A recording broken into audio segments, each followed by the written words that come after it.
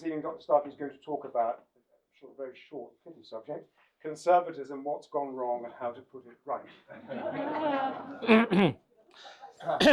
Ladies and gentlemen, thank you. I think, first of all, we've got to establish what distinguishes us as conservatives.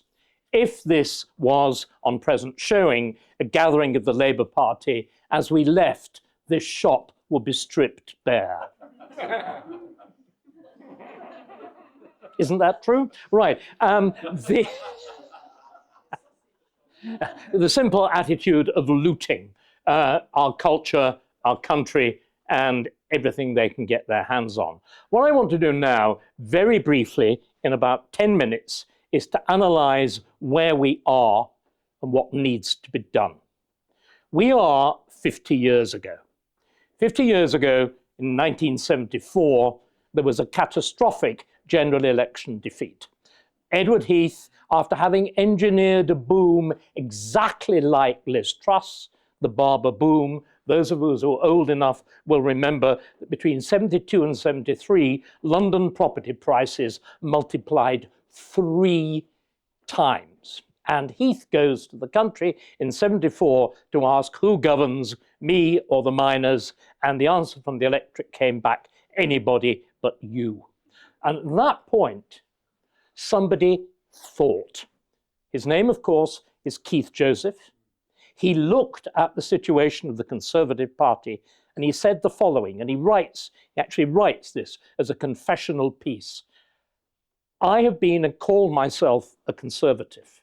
I have been a minister in a conservative government, but I wasn't a conservative, and the government wasn't conservative and did nothing conservative either.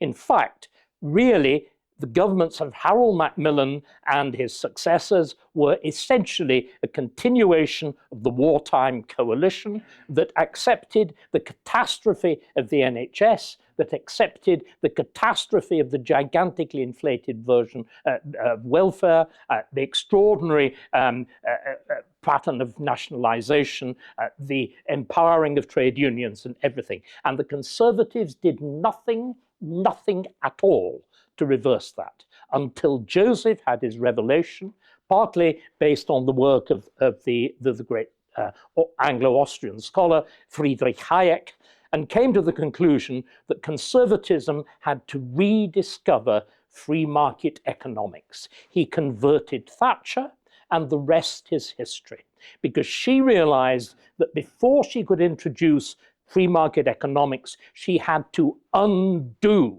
what Labour had done. She had to denationalize, she had to disempower the trade unions, she had to liberate the economy, which she did with cunning, astonishing cunning, deliberation, calculation. That's then, we are in exactly the same position now, but we were deceived.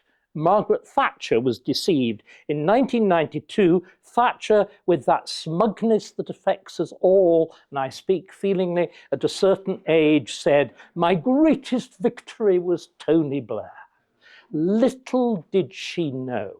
They kept up the pretense of free market economics. But what the Blair government did was worse than what the Attlee government did. It fundamentally transformed the nature of our constitution. Hayek's greatest book, and the one that allegedly Margaret Thatcher slaps down on the table in the conservative, whatever it's called, policy studies group or whatever, absolute wets to a man and said, this is what we believe is Hayek's Constitution of Liberty, because the constitution of a country is the basic way it governs itself. Our ancient constitution, going back genuinely to Magna Carta, is this astonishing idea that the governed have got the right to participate in government. That's the key. The sovereignty of Parliament is not an abstract thing. The sovereignty of our laws is not an abstract thing. It's because all of us are represented in Parliament either in person or by our representative. That's the basis. That's the basis of the astonishing structure of English common law that guaranteed property right, that guaranteed fair trial, that came to guarantee habeas corpus and whatever. And what Blair did, and do you know, nobody realized it at the time, was deliberately to destroy that. How is it done? It is done by the nicest, the most charming, the subtlest of means. And there are three important areas we need to look at. The first is devolution.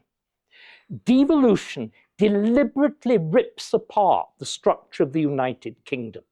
The central idea of the United Kingdom was that, remember, and this again is central, we can talk about things like multiculturalism and the impact of immigration in questions, but the essential point about the old United Kingdom, the Union of England and Scotland of 1707, was that it wasn't colonization, it wasn't conquest, it was an astonishing agreement of two free people. But it was a very peculiar agreement. The Scots agreed only to unite their parliament and their crown with England. Otherwise, they keep every separate form of nationhood, a separate church. They keep a separate system of heraldry. They keep a separate legal system. They keep separate currency issuing rights. In other words, what you get is a nationalism without a political edge, which is cultural. English nationalism is the overarching nationalism, and under it you've got these cultural nationalisms, primarily distinguished by the fact the English don't have a national dress. Apart from the fact that I'm wearing it, seriously, it's a Savile Row suit.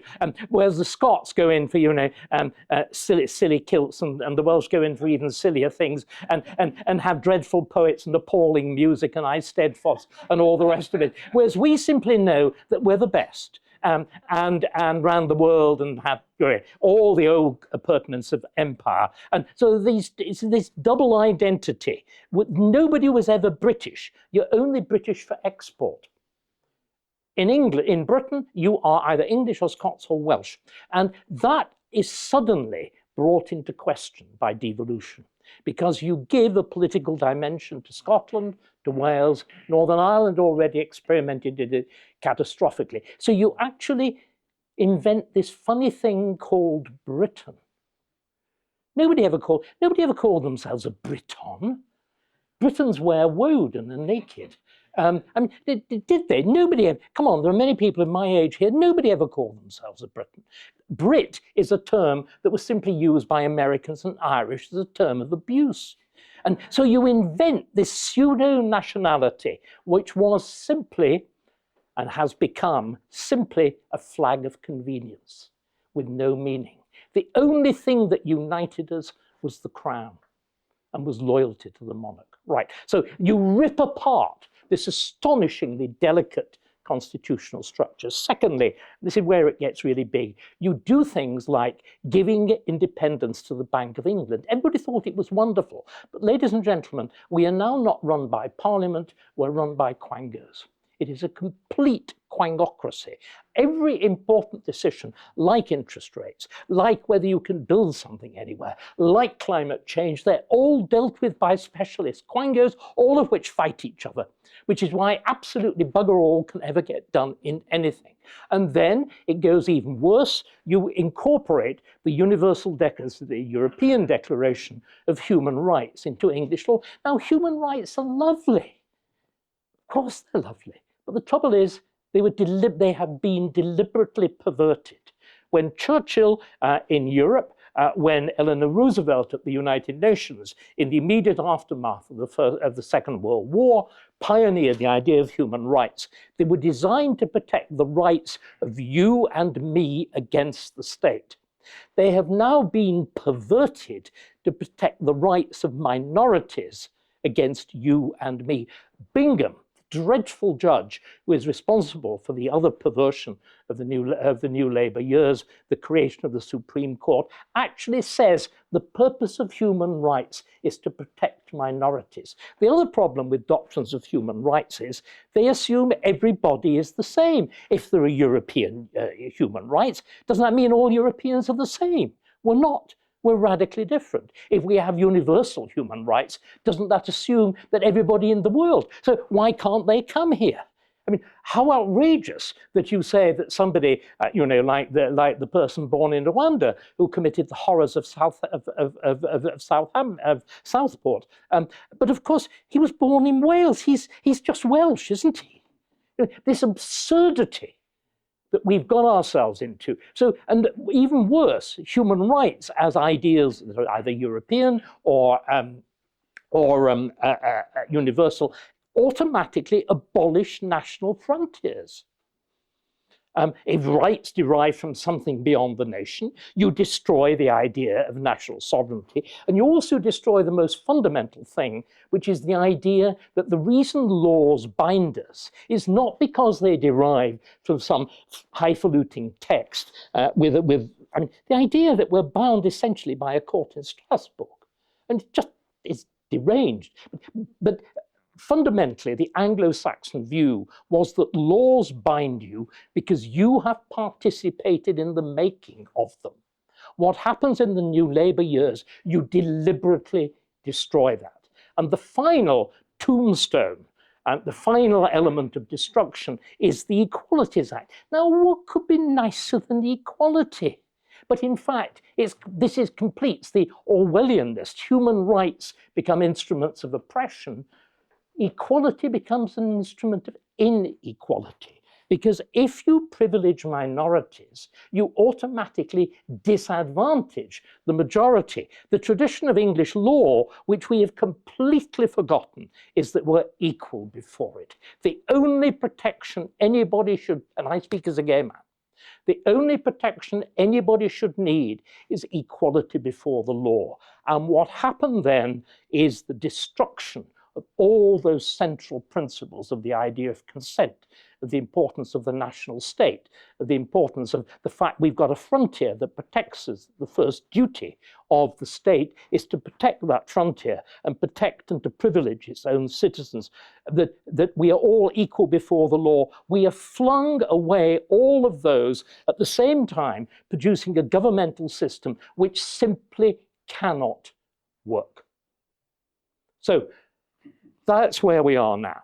The Conservative Party connived at this insanely. We had Theresa May she be cursed, proclaiming we were the nasty party. Can you imagine the leader of any party saying you are the nasty party? We have David Cameron saying he wanted a party where liberals felt comfortable, and for God's sake, they've taken it over. Theresa May again legislates for net zero by 2050. Do you know how long the debate was in the House? 90 minutes, which actually drives us to ruin. It is completely unachievable, and yet it empowers the judges. And yet, of course, we saw the final challenge to Parliament in the absurdity of the prorogation ruling against Boris Johnson, which reverses even the glorious revolution of 1689. So this is the mess we're in, the mess that we were got into by Blair, and the terrible conniving of, I'm afraid, people who called, just as in 1974, between 51 and 74, and unfortunately, that's why our government failed. Because the plain truth is that from 2010 to, in exactly the same way with Harold Macmillan, from 2010 to 2024 was 14 wasted years. The charge is true. And it's also terribly true. It has completely corrupted our economy, with the final corruption being, of course, the absurdity of COVID, where admittedly Labour went much further. What do? We finally have to acknowledge that we have to do what Thatcher did. Face the fact. Realize that we have to repeal.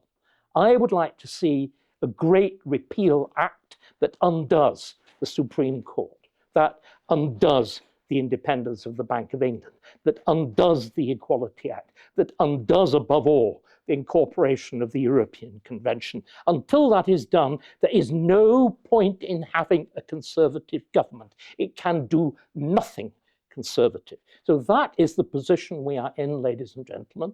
That is the challenge that confronts us. That is what we should be working towards. And it seems to me, against that measure, is how we should judge the candidates for the leadership.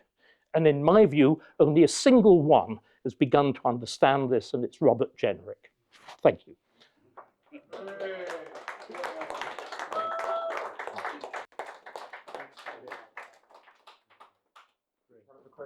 A question rather than a manifesto would be appreciated. Otherwise, it may not get an answer. You speak into the speaker. Yes. Hello, thank you very much indeed, Dr. Starkey. That was very interesting. I was actually in central office at the time of the general election in 1979, which I remember extremely well. And definitely things have changed a lot. I think one of the things that I feel we need to address is the fact that people no longer feel united as Britons, or British, whatever you want to call us. There are too many people who have come here who have British passports, but have no interest in our traditions, the way we live, our religion. How do we address that, and how do we go on? Right. This goes back to my opening remark that I made about the peculiar nature of the United Kingdom, which, remember, there isn't such a thing as a British nationality. Can we get this clear? Again, this again seems to me to be something that is just not generally understood. If you look across all Europe and you look across in America, in the 19th century, there's an somebody asked how much history there's going to be. Right, you're going to get some. Remember, all the things that we think of as nations are actually forged in the 19th century in the same way. Where is our kind host this evening? The Ukraine is being invented at the moment. It's being invented in blood and iron. As we have our address. yes, you have, yeah, but you had no borders. There was a certain tradition, but there's another tradition which sees Kiev as the founder of Russia itself, all the rest of it. But you're being forged, as so many countries were, as Germany was by Bismarck, in blood and iron. But it was forged in blood and iron, which establishes frontiers, but also through education. It's the beginning of universal education, which is used in most European countries, and particularly in America, to forge a unity out of all these different elements. In Britain, we never, ever did this. How could we? Scotland has got its own completely separate existence. The monarch even changes religion when they go over the border. Seriously, the king becomes a Presbyterian as you go over the border. So you had, we'd also removed religious pressures, which is another thing. We ought to start looking at how we limited aggressive religions by law. We kept Catholicism under control when the Pope claimed to be able to depose our monarch. We didn't persecute.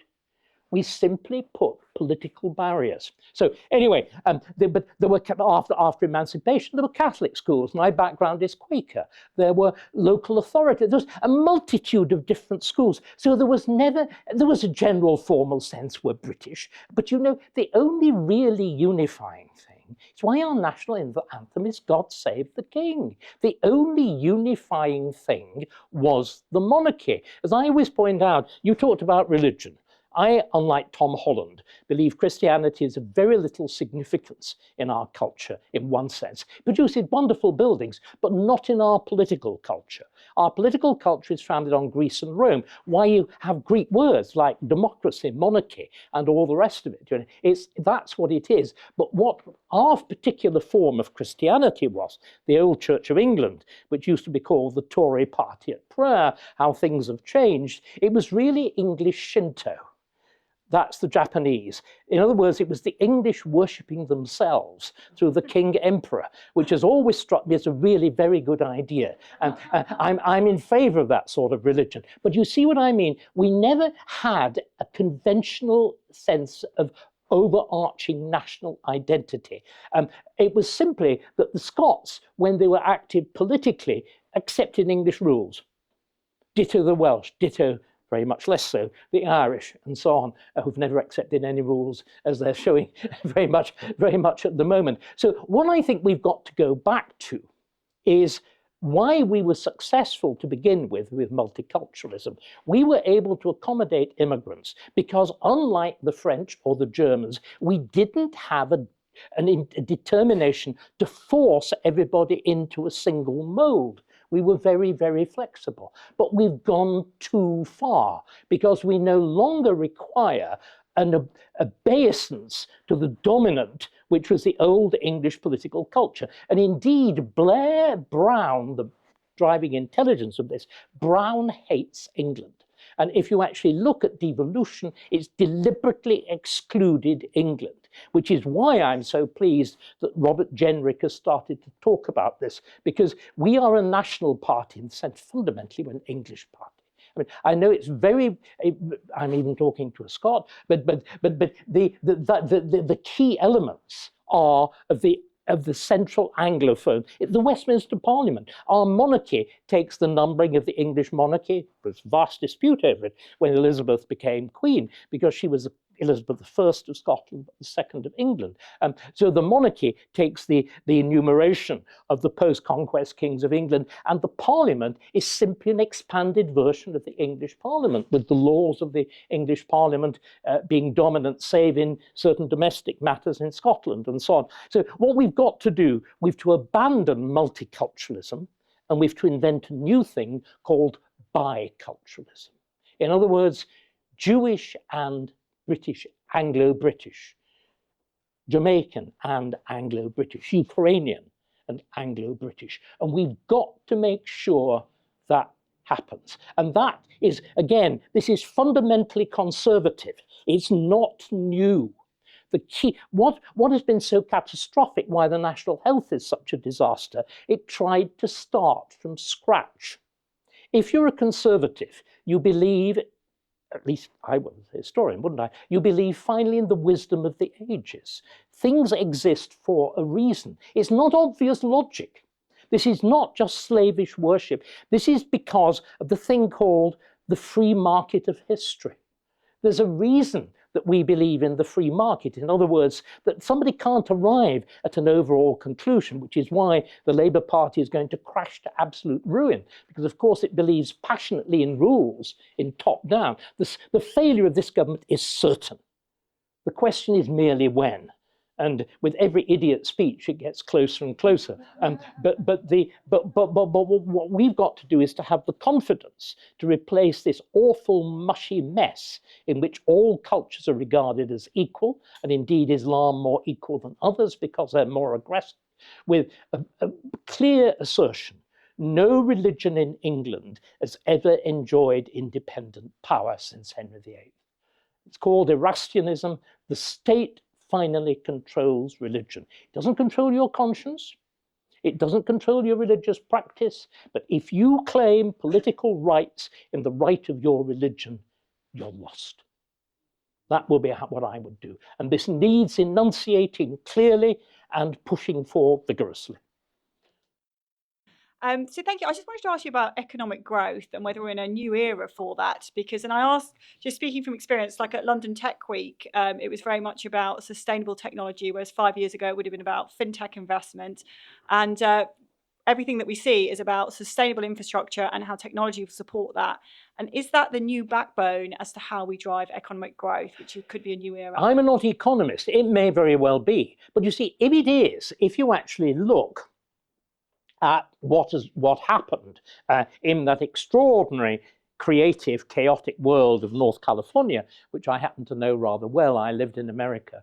I had a house in America for several years, admittedly on the East Coast rather than the West, but spent a lot of time there. What is striking about that world of the entire media revolution of one sort or another, it is a world of absolute freedom and chaos. Isn't it? Nobody tried to regulate it. These things just happened. Nobody tried to regulate. I mean, people tried vaguely to regulate Amazon. Look where it got them. And again, this lightning growth. What we've got to do as conservatives, we've to recover. And again, it's really worth reading thinkers like Hayek, going back right to Adam Smith himself. We've to recover the notion you cannot plan these things. You can remove obstacles. And what we're doing, of course, thanks to this idiot world of people like Starmer. Let me just give you a little example of this. When Starmer, my bad joke at the first of stripping the shop bare, when Starmer was accused of, oh, you've got all these freebies, what was his answer? Oh, I didn't break any rules. It must be all right. In other words, the entire absence of moral perception. If it's the rules, it's fine. And what characterizes, and I know I was at LSE, where are we, which invents this stuff. In other words, remember the title of LSE is the London School of Economics and Political Science, founded in 1895 by that bizarre couple, the Webbs. She, astonishingly beautiful, rich, the son of a railway magnate who'd been passionately in love with the most devastatingly handsome politician of the day, Joseph Chamberlain, who had no interest in her whatsoever. So on the rebound, she picks up this ghastly London County Council clerk called Sidney Webb, and the letter, she of course takes the initiative, and the letter she writes to him is, send me your photograph, but of your head only. It is only your head that I'm in love with. And that tells you what's gone so catastrophically wrong with LSE. And this is a tiresome little bureaucrat that believed everything should be managed from the centre. And this is the dominant, the government we have at the moment is a direct descendant of the Fabian Society and that political science aspect of LSE. And it is catastrophic. It's the exact opposite of how economies grow. Why they feel such affinity with the EU is because the EU, having effectively been taken over by the French state, which has never recovered from Louis XIV, Colbert and Napoleon, is seeking, no, this is not funny. It is funny. As I say, remember, all bad ideas are French, you know, the fundamental Starkey principle, but it is catastrophic when it's applied on a continent-wide scale. Has everybody noticed that the entire economic structure of the EU is collapsing? We actually have Draghi telling us this. The German economy is falling to pieces. So why we are doing comparatively well because we're still English and chaotic. Now, but there's a limit to the chaos, and the chaos, of course, is intensified when you over-entrench legal right. Remember, on either side of the channel, the public interest means two completely different things if you're arguing for a railway line. On that side of the channel, why can the French do that? Because l'intérêt public is determined by a high bureaucrat. And then opposition is dealt with in two ways. If it's very strong, you bribe them. And if it's not, you steamroller them. Whereas here, the public interest is determined by a public inquiry, in which we all argue against each other for the next 40 years, and nothing ever gets done. And clearly, we've got to look at that. And because the 19th century, of course, didn't have this, because we did it all by act of Parliament. We didn't have public inquiries. It was argued through Parliament, and once Parliament had passed a law, that was it. That was how the railways were built. If you're looking at something like the comparison between us and them is utterly shame-making. If you look at the key element of the Great Railway that connects, talking about England and Scotland, the Great Railway that connects England and Scotland, which is getting the railway over Shap Summit, remember, very near where I was born, in Kendal. Before that point, when Victoria wants to get up to Balmoral, you've got to take a boat round Morecambe Bay. You've actually got to sail up to the Clyde and then get on a train and go up to the Highlands because they couldn't get the trains over Shap Summit. They get the train over Shap Summit by an act of Parliament, fundraising in Kendal, and they build it in a year. The shame of HS2, which again is the idiocy of HS2. You have completely false perspective. In this tiny little island, that absurd man, Andrew Adonis, has always said of more Andrew than Adonis. Andrew Adonis, who is a proponent of it, says, we want the world's fastest railway. Why? In a tiny little island. Why isn't 150 miles an hour good enough? You treble the cost if you go to 250 miles an hour. It's just deranged. So we need to, in other words, we need to, what we need to do, we need to go back to absolute first principles. We've lost trade. Again, there's no point in just us chattering about the free market. We've got to know why it works. We've got to know why it's best. One of the things I would really want to go back to in the Conservative Party. These are lovely occasions. You're all bright, clever, successful people. We need to be talking about these things more. There needs to be a campaign of self-education within the party. Many are serious professionals who will know about these things, but we need to explain them to ourselves and to everybody else, because there is this staggering ignorance.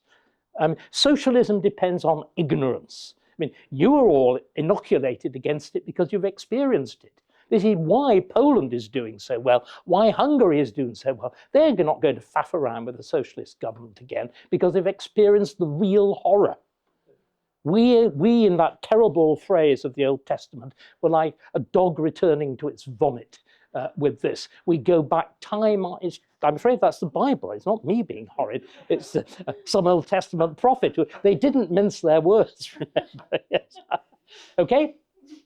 Yeah, hello. I just want to say thank you, Dr. Starkey, for your very interesting speech and interesting answers thereafter. I must admit, I was slightly struck by your comments about Robert Jenrick, as someone who, you'd say wants to bring about this return to traditional conservative principles and, English values that you want to bring about. I'm just wondering if you could go into a bit more detail about that, why that's your opinion and why it's my opinion. I invented Robert Jenrick. I've invented many things, very many things. I'm sure he would not wish for me to say this at all, but being as somebody who's never minced words, I saw him in the first Rwanda debate in, where's my wine? Saw him. We all need a bit of lift to the spirits. I saw him in the first Rwanda debate in January. One of the many wonderful things at LSE was teaching Sam Cash, who is Bill's youngest son, along with many of the wonderful students I had there. And Bill and I have always been friends. And Bill was supposed to be buying me an expensive lunch on the day of the, because of course he's got the remains of the old family name tape business. Do you all remember Cash's name tapes? Well, that's where the money comes from. Anyway, Bill was supposed to be buying me an expensive lunch, from which he backed out because he said he wanted to speak in the debate. But I'll bribe you, he said, and put you in the speaker's gallery. And I'd never heard of Jenrick. And this man got up and speaker calls, and I leant over. My friend Tim Stanley was just next door in the press pit, and I said, who's that? And Jenrick then gave one of the most impressive parliamentary speeches I've ever heard. That was up there, not with the real greats of the 19th century, obviously. It only lasted 10 minutes rather than 2 hours and 45 as a Gladstone or a Disraeli. But he did three things that were really very remarkable. He picked up, he'd been listening.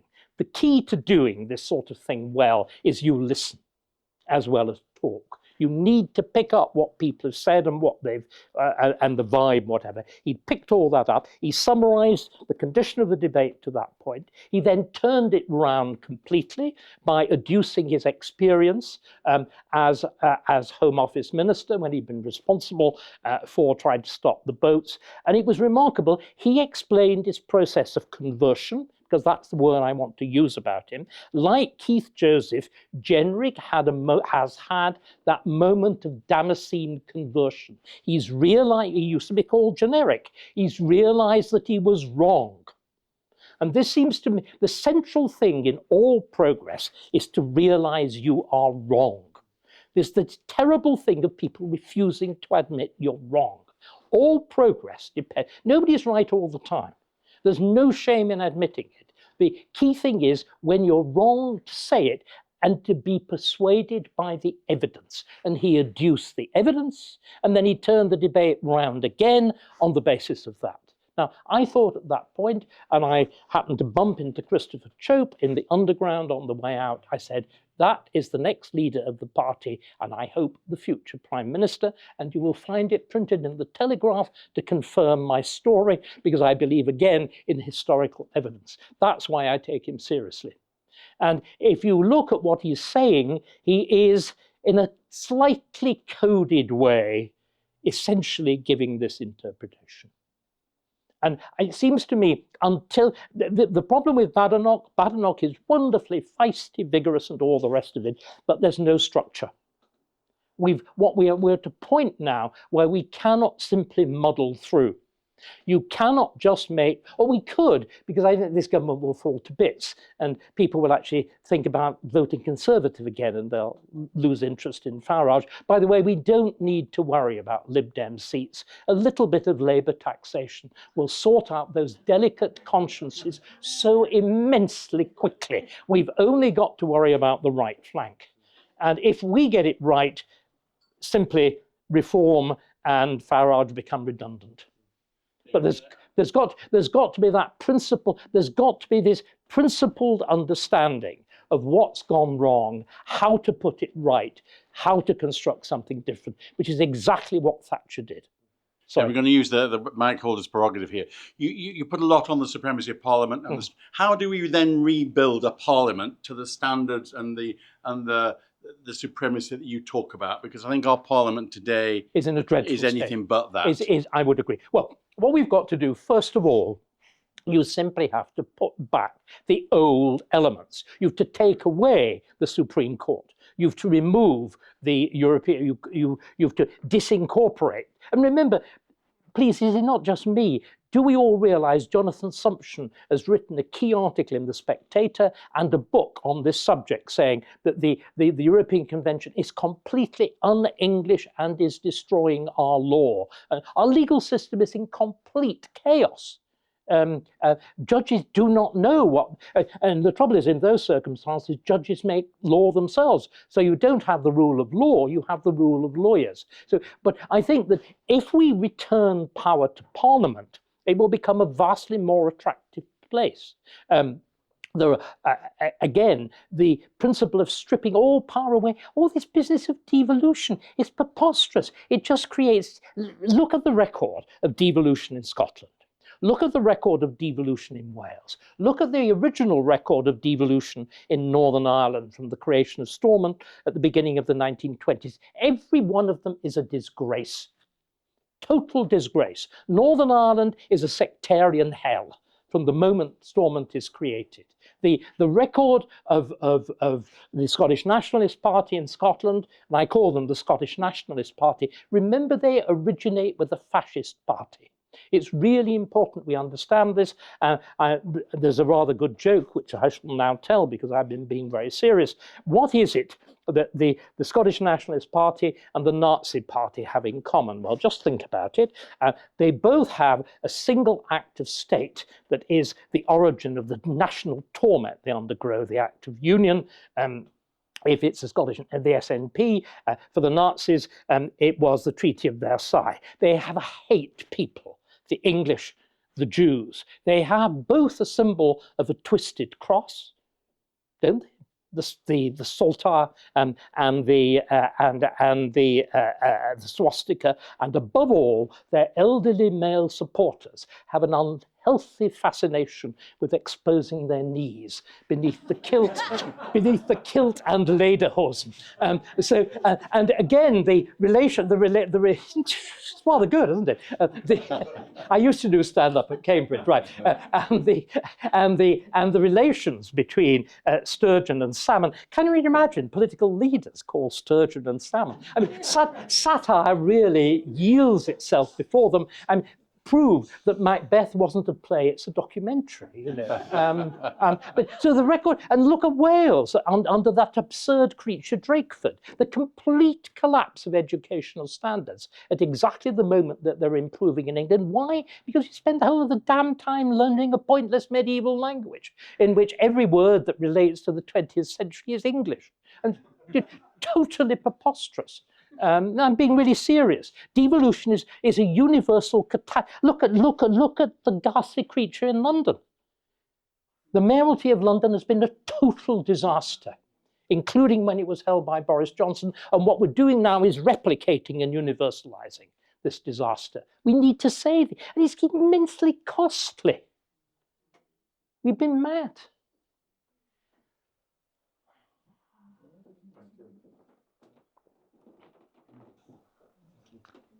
Is this Macbeth? It's not. It's not. It could be if you want it to be. Thank you very much for your talk. Just picking up on that point regarding devolution, I'm a Scot. I've seen firsthand the disaster of... You would agree with me, wouldn't you? Yes, I would, absolutely. So my question is, this is where we are. I'm picking up on a historical point as well. Can you think of any examples peacefully? And if not, can you then suggest how we might roll back devolution in Scotland in particular and bring more power back to the English Parliament, as you called it? Yes, I would simply give the Scottish Parliament tax-raising powers, so they have to pay for it. And I would abolish the Barnett formula. Do we all know what the Barnett formula is? It means you and me pay about between £1,500 and £2,000 per head per Scot more in tax for them, so that they can have free university places and so on. But again, this seems to me what you have at the moment is a faux devolution. You don't actually have these bodies sustaining themselves from their own revenues. If they had to go to the Scots, if they had to go to the Welsh, if Khan actually had to go to Londoners and say, this is the real cost. I mean, this again is where Ken Livingstone, monster that he was a brilliant political maneuver. The congestion charge was essentially designed as a vast slush fund for the Mayor of London. That was its essential purpose. And any government that allowed that was utterly, utterly foolish. But there are ways that will I'm sure get dealt with or that would be easy to deal with by legislation. But I think the short answer is, if these bodies are to pretend, if Manchester is claiming that it can be run as a kind of separate fiefdom, in other words, that we go back to the heptarchy when England was divided into 7 kingdoms, because that's pretty much what it amounts to, they've got to be given tax-raising powers and they're to be allowed to go bust, which Birmingham has done. Why? Because of equality legislation. Do you all realise in all the other absurdities of the Equality Act actually espouses the Marxist labour theory of value.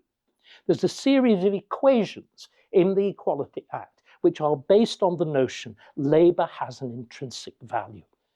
In other words, completely throwing aside Adam Smith. And in other words, we now have judges at setting labour rates. It's deranged, isn't it? It's totally, and you bankrupted Birmingham, and you're now bankrupting next. It's just mad what we've got ourselves into. But as always, fiscal responsibility. Remember, the essential way, the thing that marks the moment of English greatness, British greatness, from 1689, is when you get proper control of the finances. Again, the great triumph against Napoleon, with William Pitt the Younger, is his genius at finance, the introduction of the income tax, God help us, the introduction of the income tax. But also a very curious fact, which relates to my own university, the only degree you could take at Cambridge from the early 18th century to almost the end of the 19th was mathematics. So you had a section of the English elite, uniquely in Europe, that could do sums. Nobody in France could do arithmetic, which is why the finances of the absolute monarchy are as catastrophic as they are. Whereas you had, in other words, you had a unique aristocracy, some of whom were actually financially capable. But the only thing that disciplines government is finally it's got to finance itself.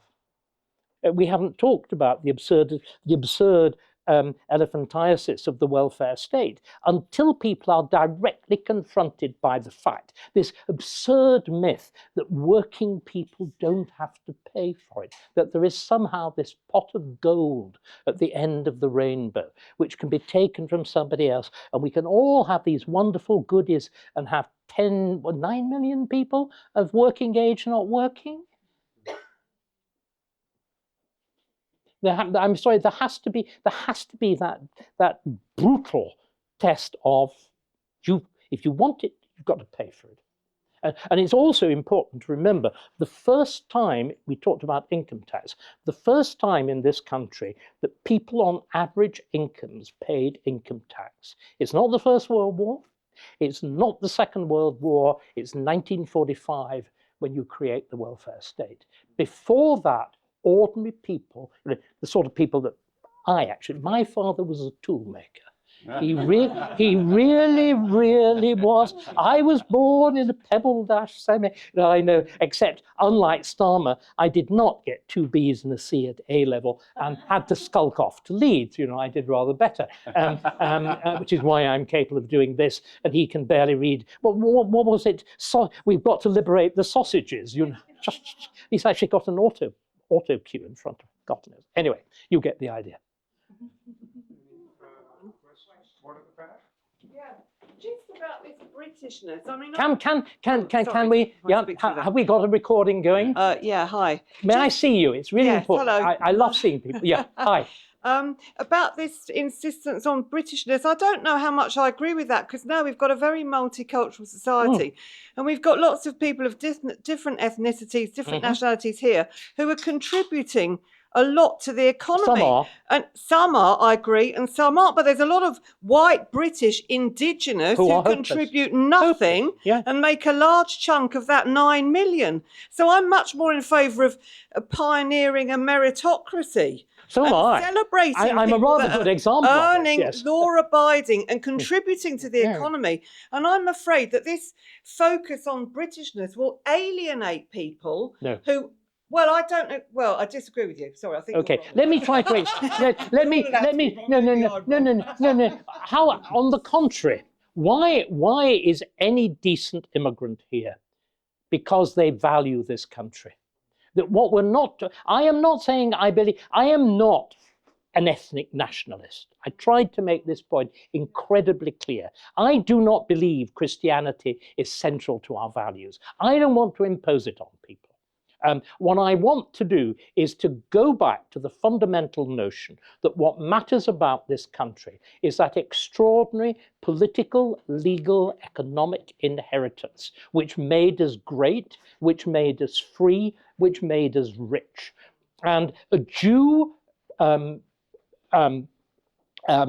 Chinese can completely be part of it. There's an open question, I'm afraid, how far a Muslim can. And this is because, remember, there is no separation in Muslim law between church and state. And this again, we need to be much more frank about these things. There's also something else which is very frightening. There are obviously many different kinds of Muslim, from the most cultivated and civilized, especially those of an Iranian background, where you've got the Farsi, and you've got the much superior culture of Sassanid Persia. Persia was one of the great imperial powers. It's a great rival of Alexander the Great and the Roman Empire. You wanted your history, and the Roman Empire. On the other hand, many of the immigrants from Pakistan and Bangladesh, especially in the North and Midlands of England, come from the poorest, the worst educated. And the trouble is, we've allowed something dreadful to happen, which is constant marriage back home. So there is no pattern of assimilation. And also because they practice first cousin marriage, there is repeated deformity and mental illness on a truly spectacular scale. And right, you know what I'm saying is true. And again, there's some extraordinary work done by a young man called everybody seems young to me, I'm so ancient, but by a young man called Patrick Nash, a brilliant book, how God knows he got it through Cambridge University Press, I don't know, called Examine English Law. But he's also done 2 major articles on the whole business of cousin marriage. And do you know what is the prime determinant of the staggering economic progress of China and particularly South Korea? How does this mysterious little country suddenly leap ahead? Do you know what they did? They outlaw cousin marriage. Because what cousin marriage does is to create those gangs. It creates clans. It creates exactly what Scotland had when it practiced it in the Highlands. In other words, it's not really a family. Well, it is a family. It's a huge extended family in which the individual doesn't matter. It's why there is the behaviour of the Romany groups in the Harefield riots in Leeds, because touch one of them, you touch all of them. Whereas the English family has always been nuclear. We are intensely individualistic. We live separately. We don't live with that until poverty prices forced it. We don't live with our parents, which is pretty much the universal model in Southern Europe. And in other words, we've got to look. And I learned first about biculturalism with the extraordinary experience. Our chairman introduced me with that abusive remark of the Daily Mail about the rudest man in Britain, which was a remark I made when the dreadful George Austen, the hugely over-promoted Archdeacon of York, was being abusive about Prince Charles, who was bloviating away. And as he left the studio, I said, doesn't his fatness, his smugness, and his pomposity genuinely make you want to vomit? Which I'm afraid figured as the headline of his obituary in the Times, at which point I felt rather guilty. But in those days when I was performing in the Moral Maze, the Hugo Gryn, the rabbi of the West London, the Marylebone liberal, is it Reform or Liberal? I can never remember my way around, congregation, synagogue, and I became friends. And Hugh did some very remarkable things. He was a major national figure, but also, of course, he was a rabbi. He had a family. And he did something which astonished me. He invited me and my late partner, James, to the Passover. And I have never been more moved. And here was somebody who inhabited two worlds, British and Jewish. Again, a figure like the late Jacob Rothschild is extraordinary. The most suave, the most elegant, the most brilliant, the man who invents Neil McGregor, runs the National Gallery, has the whole world of finance at his fingertips. Suddenly a look would come over his face and he would say, you remember, occasionally I've got to be king of the Jews. And suddenly these two worlds, this is what our best immigrants are. This is what an Anglo-Scot is. This is what the people that I've known from Northern Ireland, the extraordinary, these product of those dour, brilliant, intensely Presbyterian, wonderfully educated, vibrant, forceful. But the other issue is with a lot of these a lot of these populations that you're referring to, they have loads and loads of children that we all have to pay for. Well, there are ways you can deal with. There are ways. We should have. I thought we had rules that you stop the child allowance at 2 children. No, but that's right. We again effectively recognise polygamy. We could stop. But sorry, we have been essentially we have been cowardly. There's been cowardice. And again, I've come to a serious conclusion. There is only one virtue that finally matters. It's called courage. Without courage, all the other virtues are useless. And we've had a political class that's had no courage whatever. And what I'm hoping is happening as the Conservative Party faces genuinely an existential crisis is that some members of it will recover courage. And until we do, we are lost as a party and as a nation. Dr. Starkey, we thank you there and ask us to mix and have more drinks until about 8:30. But we all give Dr. Starkey a huge round of applause.